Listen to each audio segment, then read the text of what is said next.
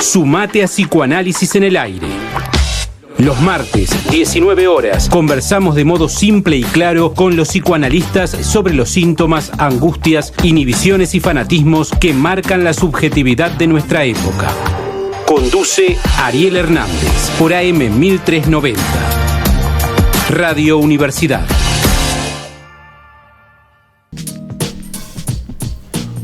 Bienvenidos, bienvenidas a Psicoanálisis en el Aire. Mi nombre es Ariel Hernández. Estamos en Radio Universidad, la primera radio universitaria del mundo.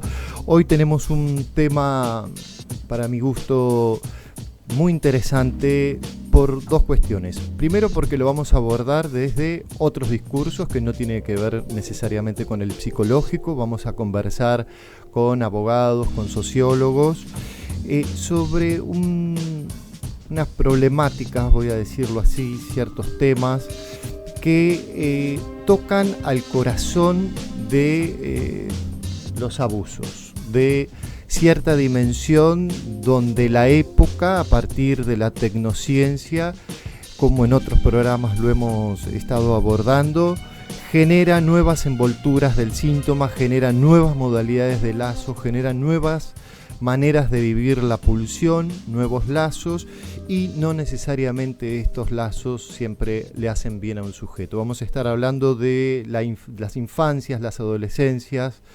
entendiendo que la historia de la infancia, la historia de las adolescencias, es una historia, si se quiere, reciente, como una nueva categoría, y que es a partir de un cierto tiempo que podemos leer con un nuevo mirador cómo las infancias han quedado siendo objeto del discurso, objeto del otro, de lo familiar, objetos de lo social, y cuando eso se le pone lo sexual en juego, ahí vamos a estar hablando con estos invitados.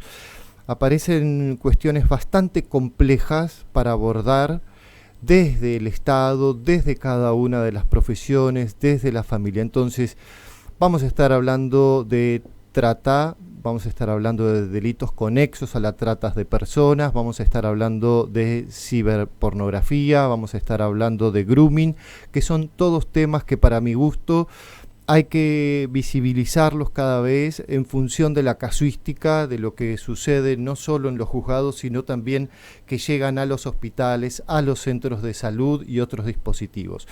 Sin más vuelta, ¿te parece, Alfredo? Vamos a presentar a nuestras y nuestros invitados. Eleonora Weinskal, titular del Departamento de Delitos Conexos a la Trata de Personas, Ciberpedofilia y Grooming de la Procuración General. Julieta Martiarena, socióloga, integrante del mismo departamento. Daniel Ichazo, fiscal a cargo de la UFI de Delitos Conexos a la Trata de Personas, Ciberpedofilia y Grooming, Departamento Judicial Quilmes.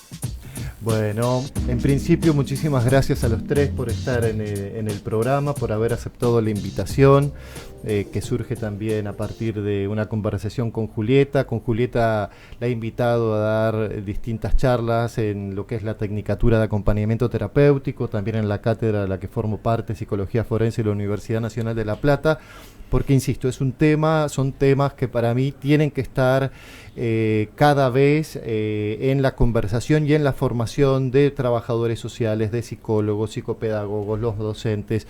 Hay que empezar a trabajar mucho más en la formación. Me parece que ese es un poco la clave y el aporte de este programa. Leonora, entonces, contanos un poco cómo surge, el porqué, el para qué de este organismo en el cual vos estás dirigiendo, ¿no? Bueno, siempre todo surge ante una necesidad. En el 2008-2009 hubo una gran necesidad, hubo un abordaje frente a algunas situaciones que se estaban advirtiendo no solo a nivel en la provincia de Buenos Aires, sino a nivel nacional, y que tenía que ver con la articulación entre lo que era la justicia federal y la justicia provincial en un delito, que es el delito de trata de personas. El delito de trata es un delito federal, pero el para qué ese delito se comete es un delito provincial. Entonces, en algunas situaciones, ambas justicias de alguna manera convergen y se planteaban cuestiones de cómo trabajar de manera conjunta, justamente para evitar, por ejemplo, en prostíbulos, que víctimas de trata se las tome y se las saque del lugar, como pasó con Marita Verón. Entonces hubo una gran necesidad, primero de abordaje, también de sensibilizarnos. Nosotros no estábamos tan acostumbrados a la temática, poder ver la vulnerabilidad que tenían las mujeres, porque empezamos a trabajar sobre todo en lo que era explotación sexual. Así que se fue construyendo dentro de la Procuración espontáneamente un grupo de trabajo para ver cómo íbamos a seguir trabajando, no solamente en un protocolo de actuación a nivel nacional, sino también con quién íbamos a contar en los departamentos judiciales, ya que nosotros pertenecemos a la Procuración, pero las fiscalías dependen directamente de las fiscalías generales y son los que van a investigar concretamente. Y en ese primer momento se conformó, para mí, un grupo de trabajo espectacular, porque gente que eligió estar ahí, eligió ser fiscal referente, puso su corazón y se notó en los resultados que tuvimos. Con el tiempo, lo que fue pasando es que se fue incluyendo, además del delito conexo a la trata, todas las temáticas relativas a la ciberpedofilia y al grooming. Hubo un acuerdo a nivel nacional entre el Ministerio Público Fiscal de Ciudad de Buenos Aires con una organización internacional, en virtud de la cual ellos iban a recibir todas las denuncias que provenían de Estados Unidos, de esa organización específicamente, y nosotros las íbamos a tener que recepcionar y redirigir, y ahí también encontrar cómo era, por lo menos no sé, yo no nací en la época de la tecnología, soy modelo, tengo 50 años o 76, entonces, bueno, todo el mundo de Internet llegó tarde para mí, ¿no? Fue cuando yo ya tendría 24 años, un poco menos quizás, pero no era común los smartphones, no teníamos, es decir, tenías un mail, no tenías, eso era lo más tecnológico que tenías, y cuando empezaron los teléfonos celulares más accesibles para todos, lo más tecnológico era un mensaje de texto, porque nadie llamaba, porque nadie tenía plata para pagar la llamada, salía carísimo. Yo soy de esa época, muchos fiscales eran de esa época, y bueno, fue construir entre todos ese grupo para justamente poder realizar investigaciones proactivas o las investigaciones a partir de las denuncias que entraban, y empezar a pensar. Esto fue grupal, es decir, y tampoco fue algo, por lo menos yo no lo busqué, me llegó y lo agarré fuerte. Bueno, y pero estoy de esa época hubo un consentimiento, fuerte, ¿no? Al decir sí a eso. Sí, total. Escuchándote, tomando un poco esta cuestión que decía hace un momento de los cambios, ¿no? a nivel social, porque mencionabas el prostíbulo, ¿no? Un recurso en la comunidad que siempre estaba, era sancionado de esa manera, había una iglesia, había una comisaría, había un hospital, había un prostíbulo, como que los indispensables de cualquier lugar, y como pasa con otras modalidades de lazo, con modos de hacer, hubo un cambio de una lectura y ahí eso que antes era aceptado en términos sociales pasa a no serlo, y también a partir de la tecnología tienen que empezar a tipificarse nuevos delitos. Sí. ¿No? Hay como un cambio de concepción de lo existente, pero también un modo de tener que legislar sobre lo que trajo la tecnociencia. Sí, yo siento que hubo un cambio muy grande de mirada en torno a las mujeres en ese momento, víctimas dentro de prostíbulos. Entonces empezó por lo menos para mí en la mirada fue incluir la vulnerabilidad, incluir el consentimiento, empezar a hablar qué es el consentimiento, porque van de la mano. De hecho, hubo muchos cambios legislativos y es algo que costó mucho, de alguna manera, pensar e institucionalizar esa mirada, ¿no? Porque, como vos decís, es decir, el prostíbulo era un lugar en donde iban los hombres a pasarla bien, a debutar. Lo hemos escuchado que es como una necesidad, ¿viste? Así como llevas un comercio, llevas el prostíbulo, ¿no? Cuando hay, no sé, no quiero poner ejemplos tan claros, pero quizás vos llevas determinada cantidad de hombres a algún lugar a trabajar, o tenés carreras de auto, o tenés diferentes espectáculos, en donde parte de eso es que el hombre se desahogue, ¿no? Así se hablaba y así se pensaba. Entonces era un servicio. Y lo cierto es que cuando empezamos a mirar más de cerca, a escuchar qué le pasa a las mujeres, a los seres, te diría, cómo son vulnerados desde chicos. No son personas vulnerables, es decir, fueron vulnerados. Podés tener situaciones que te hacen más propenso a, ¿no? Pero han sido vulnerados, y cuando uno hace una lectura de lo que ha sido la vida de esas personas, tanto dentro de prostíbulos o en campos, digamos, en talleres, es gente que está tratando de sobrevivir, no está viviendo. Y hay un otro, que eso también fue muy importante mirar, hay un otro que se aprovecha de esa situación y lucra. Porque no me meto en el tema de la prostitución, si es o no, digamos, moralmente o éticamente. La prostitución no está prohibida. Lo que está prohibido es que venga otra persona y lucre con mi cuerpo, lucre ganando dinero mientras a mí me violan. Es así. Una cuestión importante en estos tiempos. Bueno, hubo unas jornadas, el año pasado hubo unas jornadas nacionales en la Escuela de la Orientación Lacaniana, que era entre sí y el no, consentir y rechazar, en función de un curso de Jacques Alain Miller, que es un psicoanalista francés, donde se puso mucho el foco en esta dimensión del consentimiento, ¿no? El consentimiento para el psicoanálisis, ¿no? Que es una dimensión más del orden de lo singular. Y también hay, por otro lado, esta cuestión donde se ha instalado mucho la dimensión del consentimiento en las prácticas sexuales contemporáneas, digamos, ¿no? Vos hablabas de los hombres, sí, que iban a desahogarse, ¿no?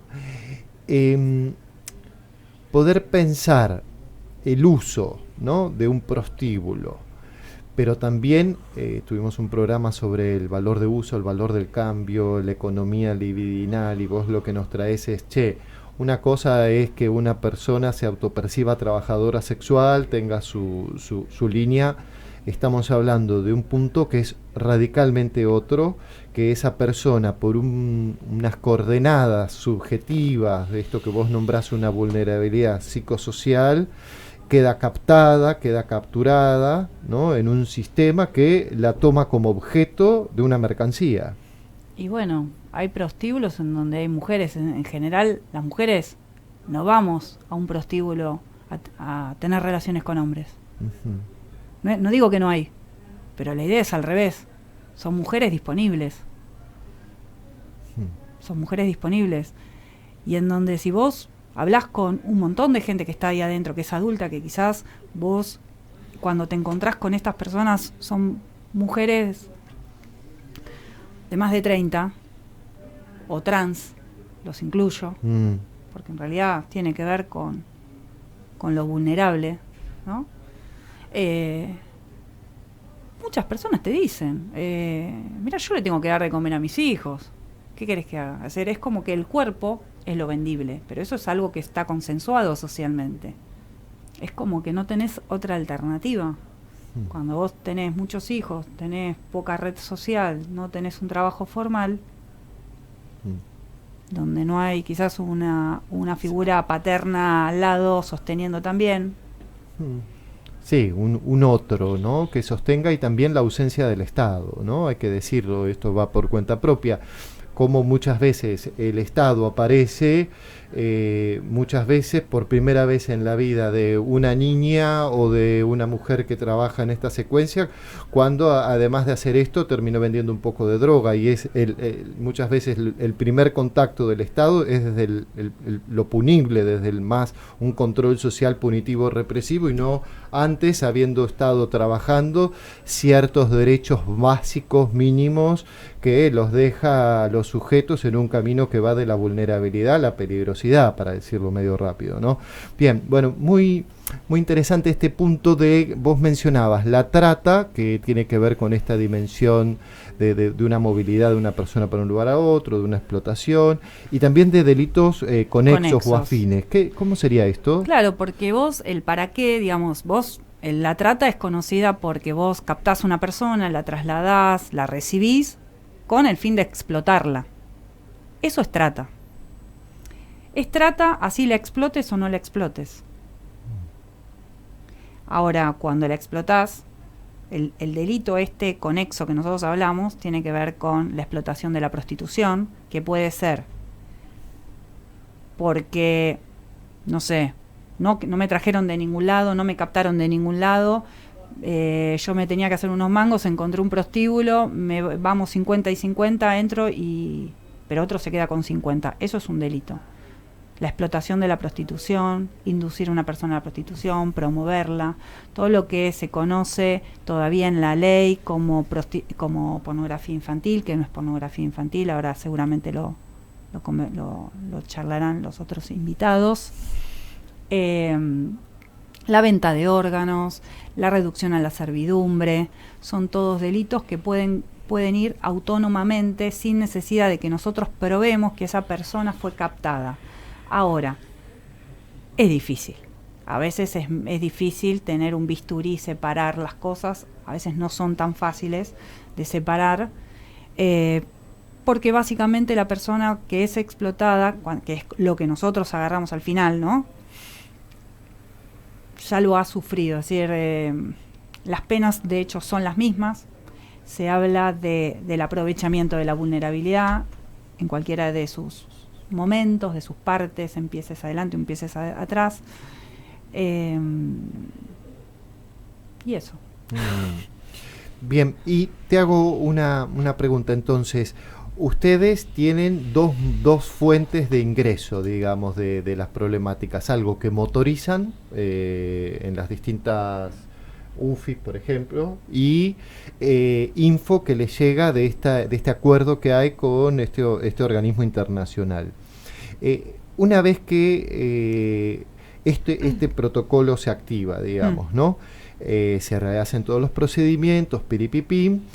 Cuando ya directamente se ha podido extraer a la persona de ese ámbito, o se ha podido hacer un cambio en la secuencia, más allá de la parte de a quién se demanda, con esa víctima, ¿ustedes conectan a esas personas con algún otro organismo del Estado? ¿Quién continúa luego el acompañamiento de esas personas como víctima?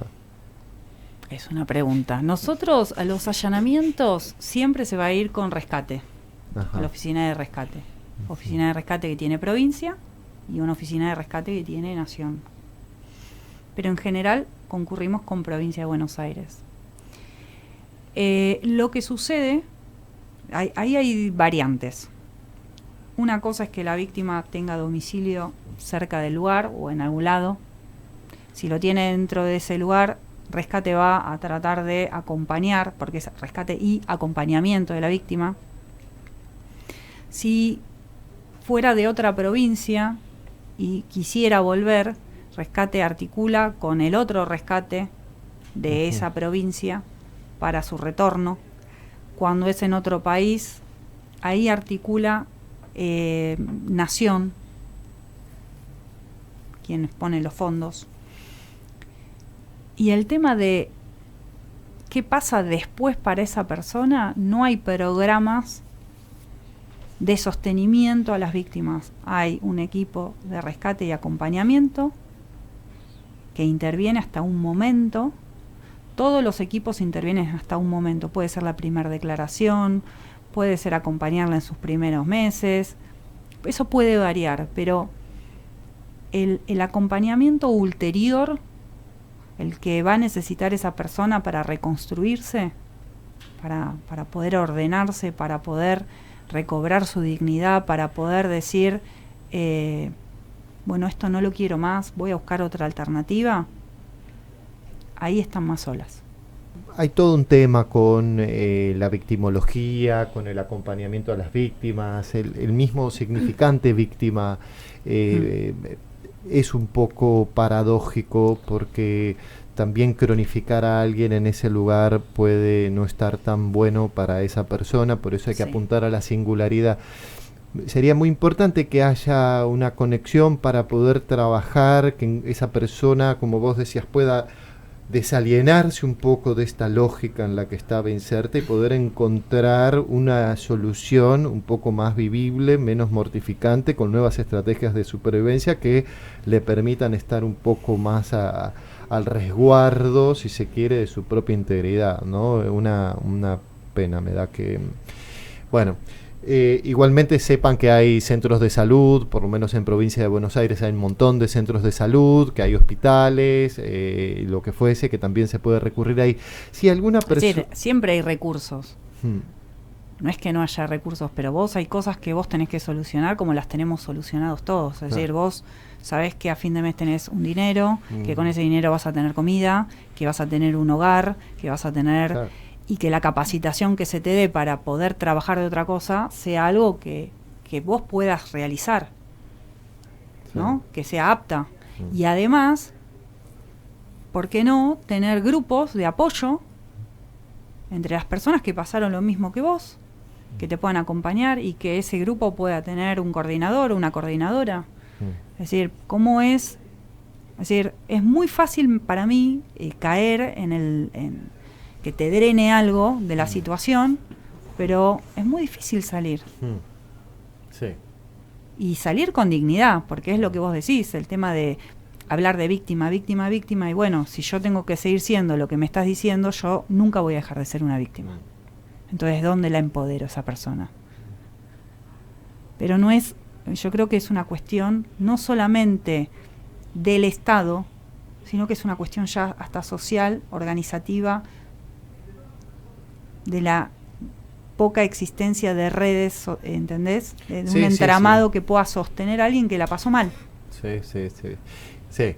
Es importante, bueno, hay que tomar nota quienes son responsables también de implementar políticas públicas de salud, de conocer también estas problemáticas y el acompañamiento que requiere y el tiempo que esa persona requiere, porque es un abordaje integral, interdisciplinario, donde hay que cubrir cuestiones muy básicas, pero bueno, para gobiernos donde la inversión en lo social o en salud es un gasto, donde se produce un genocidio en acto con los jubilados, un genocidio en goteo, que una persona cobre 350.000 pesos y que de medicamentos tiene 200 y que con suerte no tiene que pagar alquiler, igualmente muere de hambre.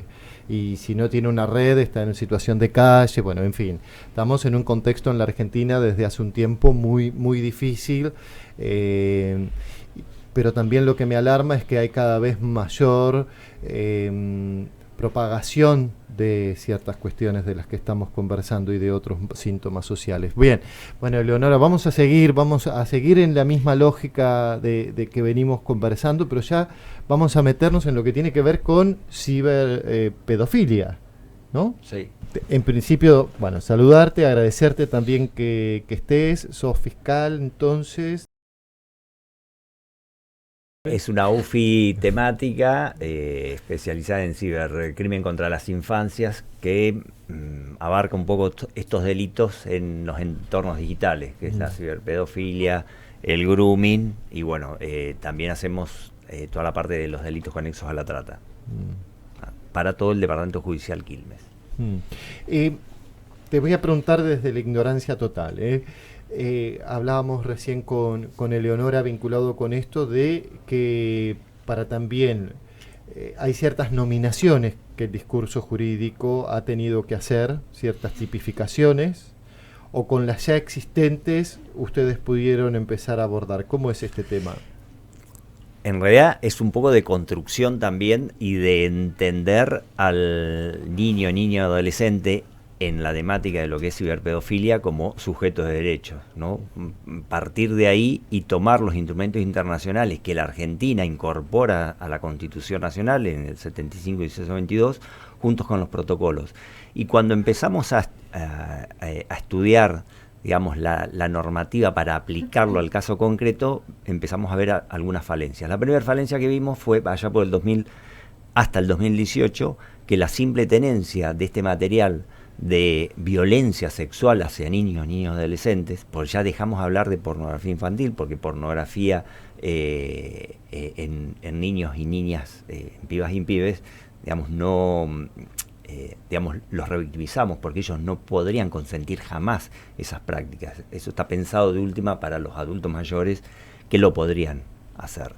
Entonces dejamos de hablar de pornografía infantil, por eso decimos la mal llamada pornografía infantil, que lamentablemente en la legislación ha quedado, digamos, no se ha cambiado, y eso, digamos, habla mal de nosotros, digamos, como sociedad, ¿no? Seguir hablando así. Es como igual cuando hablamos sobre trata de blancas, que generalmente se sigue hablando, y la trata no tiene color. No tiene color. Entonces, bueno, y lo vemos a diario cada tanto que esto se produce. Bueno, hasta el 2018 la Argentina estaba en deuda con los niños, niñas, adolescentes, porque la simple tenencia de este material no era delito. Digamos, cualquier sujeto podía tener en su ordenador este tipo de material de violencia sexual hacia niños y adolescentes y no ser punible, porque la simple tenencia estaba amparada por el artículo 19 de la Constitución Nacional, que como era un acto íntimo, donde yo no, hablando mal y pronto, no jodía a nadie, ¿por qué me iban a perseguir penalmente? La realidad es que sí, jodía a alguien, porque para yo ver este material en mi dispositivo sin distribuirlo, sin publicarlo, sin difundirlo, había otro que abusaba de niños y adolescentes para filmar o producir ese material para que yo lo pueda consumir. Y no estamos hablando desde hace 30, 40 años atrás, estamos hablando de 2018. La Argentina ahí recién sale, como yo siempre digo, con la impunidad que nos caracteriza a los defensores de esta temática, los legisladores salieron corriendo a modificar la ley. ¿Por qué? Porque había toda una corriente, y gracias a Dios, que las sociedades la sociedad intermedia, como las ONG, los movimientos feministas fundamentalmente, que trabajaron y visibilizan permanentemente lo que esos niños y adolescentes no pueden poner en boca. Y bueno, y a partir de ahí sí ya viene todo un trabajo que desde la Procuración, desde el departamento que dirige Eleonora, junto con el grupo fenomenal que lo integra acá Julieta y otros chicos más, se trabajó en red y se conforma una red provincial de fiscales referentes. Y cuando se habla de fiscales referentes es con esta mirada proactiva y con esta mirada de niñez, ¿no? De poner sobre la mesa de lo que estaba pasando con nuestros niños, niñas, adolescentes en la provincia. Bueno, después a nivel nacional también hay redes, pero creo que la provincia de Buenos Aires fue pionera y es pionera en esto y en los procedimientos que continuamente estamos llevando a cabo para desarmar todas estas redes y rescatar niños. Cuando hablo de rescate también me quedó sonando esto de víctimas. También está cambiando ese paradigma de dejar de hablar de víctimas y empezar a hablar de sobrevivientes, ¿no? Pues son sobrevivientes a este flagelo que acecha permanentemente hacia con ellos. Efectivamente, la reforma constitucional de 1994 introdujo la incorporación de un montón de tratados, de acuerdos, de declaraciones que efectivamente es un paso, una cierta conquista de que eso forme parte de la Carta Magna de la Constitución, que eso le da una fuerza vinculante a todos estos tratados, y el compromiso del Estado de tener que implementar sus políticas, dispositivos, leyes, incluso la formación de profesionales acorde a ese paradigma, ¿no? Y bueno, estamos como en esa implementación. Ahora, hablábamos un poquito fuera del aire al comienzo, ¿no? Este pasaje del niño como objeto del derecho al niño como sujeto de derecho, y estamos en esta problemática del ciberdelito, que abusos en la historia de la infancia es así, es una constante, estas nuevas modalidades. Entonces ¿cómo estamos hoy en términos jurídicos para que puedan operar, digamos, para que puedan trabajar? A ver, en términos jurídicos normativos podemos decir que estamos bien. Es más, creo que la Argentina tiene un plafón de leyes con miradas en derechos humanos hacia las infancias, hacia las mujeres, hacia las diversidades, que creo no hay en Latinoamérica. Ahora, ¿qué pasa? ¿Dónde está la falla? Falla en la falta de política pública permanente del Estado de hacer conocer los derechos. Yo no puedo ejercer mis derechos si no los conozco. Y los niños, ni adolescentes, y las personas que se encuentran vulnerados y están vulneradas, no conocen sus derechos. Entonces, por más que yo tenga hermosas leyes, si no las conozco no las puedo ejercer, si no las puedo ejercer no las puedo peticionar. Y esto es lo que nos pasa permanentemente. Y por el otro lado también tenemos una falla, y esto yo me hago cargo como representante de la pata judicial, es que los operadores pareciera que nos tienen que estar formando permanentemente y tienen que seguir dictando leyes para yo hacer lo que tengo que hacer. Ley Lucio, Ley Micaela, Olimpia, Ley de Víctimas. A ver, es sentido común, digamos. Yo tengo que ser empático, digamos. Por más leyes que me dicten que yo tengo que hacer capacitaciones, si yo no hago lo que tengo que hacer como funcionario público, y me tengo que ir. Pero bueno, capaz que me estoy yendo demasiado en lo que estábamos hablando, pero siento eso, ¿no? Siento esta falta de compromiso permanente Mira. Hay muchos funcionarios muy buenos, y bueno, la red que tenemos en la provincia de Buenos Aires con nuestros compañeros, creo que es para replicar y tomar de modelo. Y no solamente a nivel provincial, sino a nivel nacional. Pero bueno, llevó trabajo, digamos, buscar a las personas, a los funcionarios, que no se les imponga hacer esto, sino que lo atrapen, ¿no? Que nos lleven puestos para hacerlo.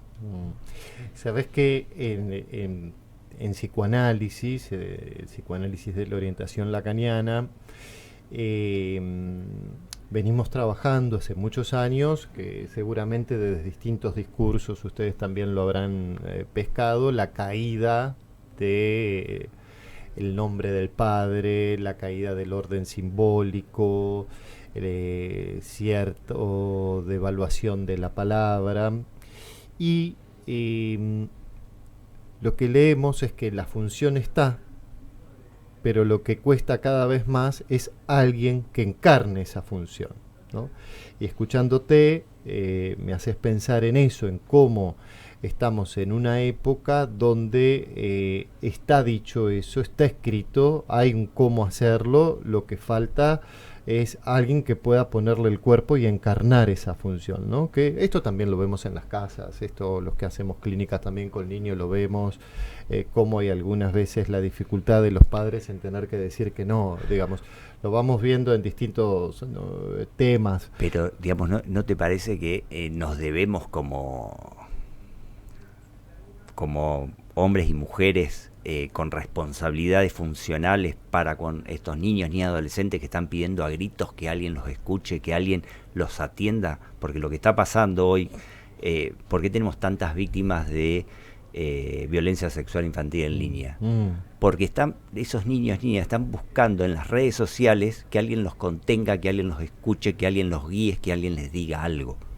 Que no lo están encontrando en el mundo adulto de sus propios referentes.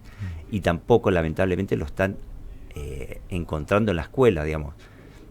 Sin irnos mucho de tema, hace 10 días atrás, con la viralización de los ataques a las instituciones educativas, se sintieron todos desbordados, porque parecía que todos iban a ir todos los chicos iban a ir con armas a la escuela a matar a sus compañeros, y en realidad es una forma de manifestación por parte de esos niños y adolescentes de que, hola, acá estamos, escúchenos, queremos que alguien nos diga, nos acompañe. Me fui de tema.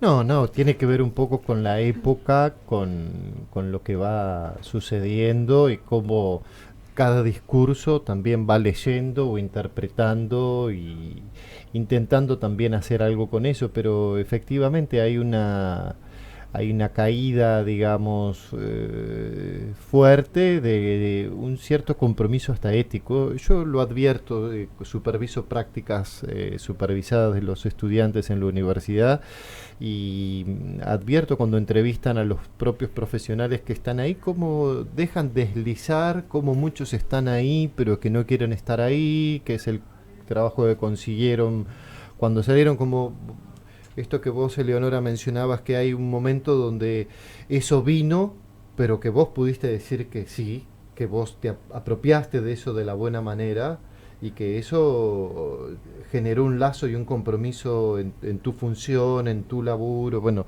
se escucha lo que vos decís también de tu propia posición subjetiva, digo.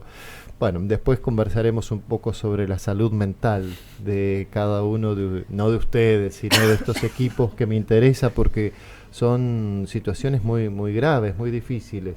Entonces, Julieta, el grooming.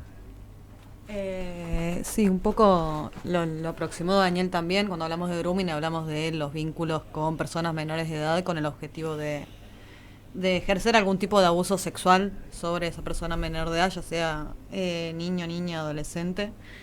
Que lo que hace el término grooming viene del inglés y a lo que refiere es a el proceso preparativo, a la construcción de una escena, por decirlo de alguna manera, en la cual se construye un vínculo con esa persona que está del otro lado, con esa infancia, esa adolescencia, en la cual, que está en esto que decía Daniel, ¿no? Que hay un espacio vacío que las juventudes y igual también la sociedad, ¿no? No solo las infancias están solas. La OMS hace 2 años, ya formó un comité para generar informes sobre la soledad generalizada a nivel mundial. O sea, no son solo las infancias que están solas, sino todos, al parecer, estamos un poco perdidos en lo que es los vínculos sociales. Y en ese escenario en el cual esas personas menores de edad se encuentran con una pantalla, se encuentran con un otro que generalmente es varón, así que no voy a tener prurito en decirle un otro, que se aprovecha de esa condición de soledad, se aprovecha de la situación individual que generan las pantallas y las que se generan con, y no que las generan las pantallas, que se generan con las pantallas y las tecnologías, y que lo que hace es aislar aún más. Son muy tristes todas estas escenas, porque no solo lo que ocurre en términos sexuales con la persona vulnerada, sino que también hay un proceso de manipulación y engaño que llevan a que esa persona incluso se aísle más y rompa los lazos con la red que pueda llegar a tener en este escenario tan difícil de vincularnos entre todos. Más o menos eso es el grooming, algo de lo que también hemos planteado. Nosotros estamos en el área fiscal, entonces algo que también dificulta mucho es los tiempos que ocurren de todo este proceso. A diferencia de un abuso concreto y aislado, el grooming es un proceso que puede llevar un día, una semana, meses, años, y que la víctima tal vez a pesar de que hayamos dicho de que no vamos a esencializar, pero para los fines prácticos de la comunicación, que la víctima logre identificarse como tal, porque en todo este proceso del acoso, esa persona capaz que se vinculó con un otro, poniendo sus sentimientos, sus ganas de comunicar, sus dolores y todo lo que la conforma, que capaz que con otras personas no, y eventualmente eso también es utilizado en su contra. Entonces es una persona que capaz que, ustedes no crecieron con internet, pero yo crecí con salas de chat. Ella no creció con internet. Claro, yo soy la única vegeta. Bueno, y que capaz que otras personas que nos escuchen, Ajá. pero cuando yo ya tenía 12 años, 13 años, ya convivíamos con salas de chat. Y nosotros mentíamos, o sea, a los 12, 13 años diciendo que teníamos 15, pensando que éramos grandes. O sea, como qué canchero que somos diciendo 15. Y a una persona que se vincula desde esos lugares, desde ya sean las plataformas de Meta como Facebook, Instagram, WhatsApp, o a través de los jueguitos o a través de las salas de chat como Discord, y lamento las empresas, no quiero quemar a ninguna empresa, pero en esos vínculos se juega con la identidad, se propone algo, uno busca las estrategias para hacerlo. Cuando uno es joven, esas estrategias capaz que son más desprolijas y más descuidadas, y la otra persona lo aprovecha. Lo que iba con todo esto es que las identidades falsas no son solo de los acosadores, sino que también muchas veces las víctimas construyen su propia identidad ahí y después temen hablar porque se sienten cómplices de lo que le ocurrió. Entonces ni siquiera pueden reconocerse en ese lugar, en el haber sido dañadas. Y que pasen tiempos, y para nosotros todo lo que es la evidencia digital es muy importante. Entonces no solo es asistir a la víctima, sino también poder dar con ese acosador, que ese acosador no es solo acosador de la víctima que logre denunciar. Primero, antes de que logre denunciar, que logre hablar con su familia, con un profesor, con un amigo, sin temor a que lo reten, le digan que hiciste vos. O sea, ya superado ese paso, lograr que la familia sepa que el grooming es un delito, como decía Daniel, es otro paso, a pesar de que está en el 2013 la ley. Es algo que aún falta difundir y que estos espacios los celebramos siempre, para que haya más conocimiento. Una vez logrado eso, que vayan a hacer la denuncia, que tengan ganas de dialogar con el dispositivo del Poder Judicial o la policía. Siempre, y bienvenido sea que lo hagan más allá de las dificultades que pueda presentar, porque cuando hay una denuncia no solo están denunciando lo que le pasa a esa víctima, sino que capaz que están ayudando a otras víctimas. Y capaz que me fui por las ramas, pero... me quedo pensando en varias cuestiones de las que planteas. Una tiene que ver con la dimensión del secreto, ¿no? Y esa dimensión del secreto, a partir del encuentro con, voy a decirlo en términos generales, con la perversidad, es fundamental en la dimensión del secreto. Y que en esto que venimos mencionando de un modo, de otro, que tiene que ver con la ruptura de los lazos sociales, de los vínculos sociocomunitarios, de los espacios, también eso hace esta dimensión del ensimismamiento, ¿no? De que no es tan sencillo para alguien que le caiga la ficha, y si te cae la ficha hacer algo con eso, y también que es ir a hablar con la policía, es ir a hablar a una fiscalía, es ir a hablar a un otro, para pensar los canales de recepción de esto, ¿no? La escuela suele ser una caja de resonancia, y muchas veces es a partir de ahí, siempre y cuando haya una docente o directivos o un equipo de orientación que realmente se quieran comprometer, porque también es cierto que en las escuelas esta y otras problemáticas ingresan y están tan detonadas las escuelas muchas veces que, bueno, también no se da lugar. Una cuestión, la dimensión del secreto. Otra cuestión es el tiempo. Efectivamente hay algo del tiempo, el tiempo también para preservar la prueba, ¿no? Pero todo proceso de cierta perversidad también implica una dimensión del tiempo, no cuando estamos hablando de una violación, de un acto abrupto. Bueno, se me vienen distintos casos a la cabeza que atendí, pero no es lo mismo esa temporalidad que el entramado en ese proceso perverso. También en el cuerpo a cuerpo hay una temporalidad que efectivamente esta dimensión de captar por internet es una nueva modalidad a partir de estos dispositivos, ¿no? Te quería preguntar, ¿alguna cuestión para poder transmitir a las familias de a qué tips tomar en cuenta, de más allá de fomentar el diálogo con los pibes y todo eso? ¿Hay Bueno, algunas o sea, medidas? igual más allá de fomentar el diálogo, no, esencialmente fomentar el diálogo. O sea, es fundamental, es pensar de las infancias y juventudes, adolescencias que tengo cerca. ¿Esas personas tienen alguien en quien confiar? ¿En quién charlar si tienen un problema? Si es no, bueno, hay que ir a hablar. O sea, hay que ir a ver cómo hacemos para construirlo. Si no, bienvenido sea. Hay algo de que hemos hablado mucho también con Eleonora. La idea de que cuando alguien logra reconocer que la está pasando mal, que no es su culpa, ir a decirle a alguien más lo que le está pasando y recibir del otro lado un castigo, ¿por qué hiciste esto? ¿Qué hiciste vos? ¿Cuántas veces te dije? Que bueno, son reacciones que pueden ocurrir porque los padres también sufren y cada quien reacciona como padres o adultos responsables o docentes. Pero lo importante es tratar de que la persona, esa infancia, esa adolescencia, entienda que los problemas no son el derrumbe del mundo.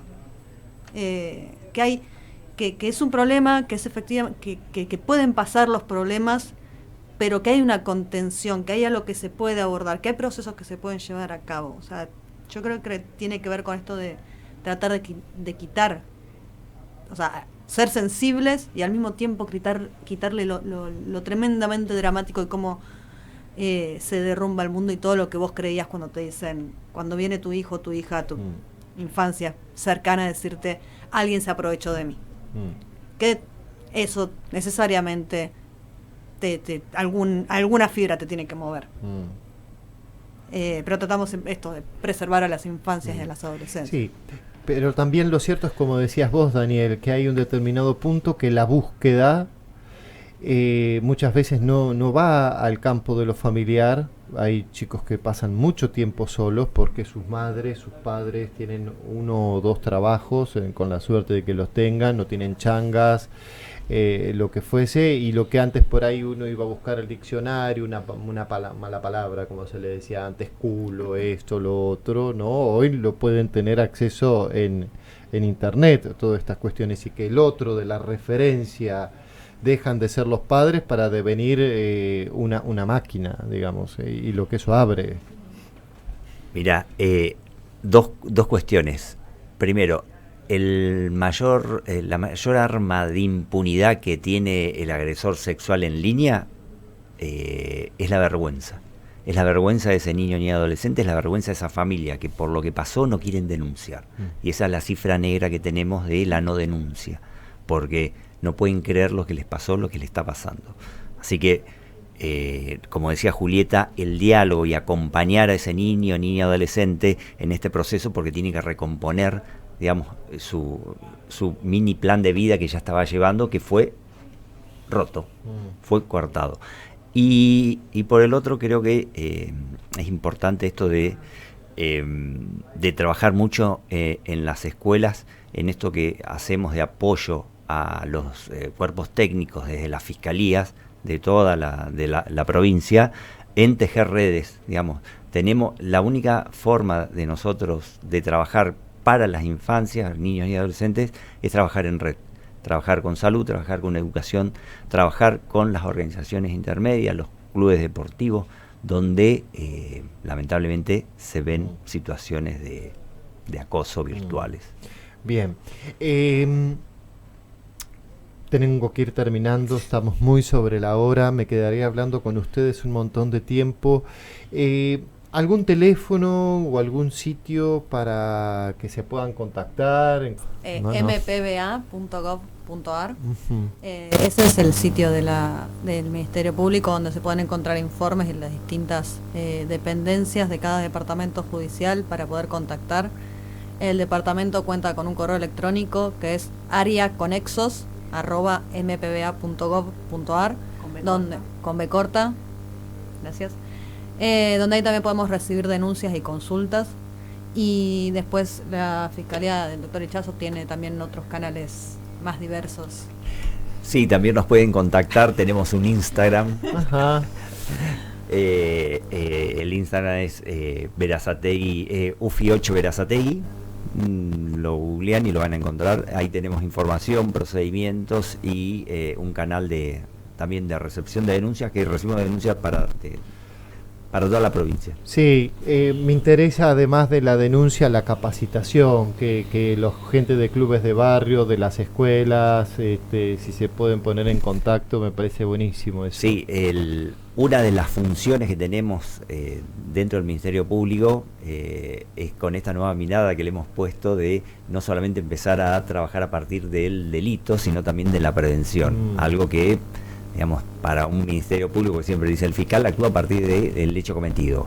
Bueno, con las infancias, niños y adolescentes, incluso con las situaciones de violencia en general, tenemos un compromiso ético y moral, digamos, de trabajar en la prevención, de relacionarnos. Por eso el protocolo habla del fiscal proactivo, ¿no? De que salga a la calle, salga y se meta en el medio. Y que se inscribe dentro de una política, dentro de una perspectiva también, ¿no? De considerar que toda política criminal eso debe ser una política social, y que esta dimensión de la prevención, de la promoción, que tanto discursos políticos dicen, también hay que encarnarlo. Entonces, felicitaciones por este laburo que hacen, porque la verdad es que es muy importante. A mí me interesaba mucho que se conozca, no es que la gente no lo sabe, pero digo, poder darle un espacio, escucharlos, abre un montón de interrogantes. Les agradezco, tienen un minuto para decir algo. No borren los mensajes, porque el tema de la prueba es fundamental. Muchas veces uno se asusta, lo borra, no quiere saber nada con el problema, lo reporta a la plataforma. Eso muchas veces implica que según la plataforma se le notifica al que está del otro lado, al agresor. Entonces lo mejor, y no sigas chateando, es decir, preserve, vaya con ese teléfono, en general son teléfonos, hacer la denuncia, pero no lo toque, y anímese yo le diría, a denunciar. Anímense a denunciar, porque sin una denuncia la verdad que no vamos a poder llegar a más personas, a más pedófilos, a más agresores, y es como un poco lo tratamos acá. Cuando nosotros llegamos a esa persona, no estamos evitando ese delito, sino que vamos a evitar futuras agresiones a otros chicos. Bien, muchísimas gracias a los tres por estar acá. Nos vemos el próximo programa. Que anden muy bien. Chau, chau. Psicoanálisis en el aire, un lugar de conversación con psicoanalistas sobre los síntomas, angustias, inhibiciones y fanatismos que marcan la subjetividad de nuestra época. Por AM 1390, Radio Universidad.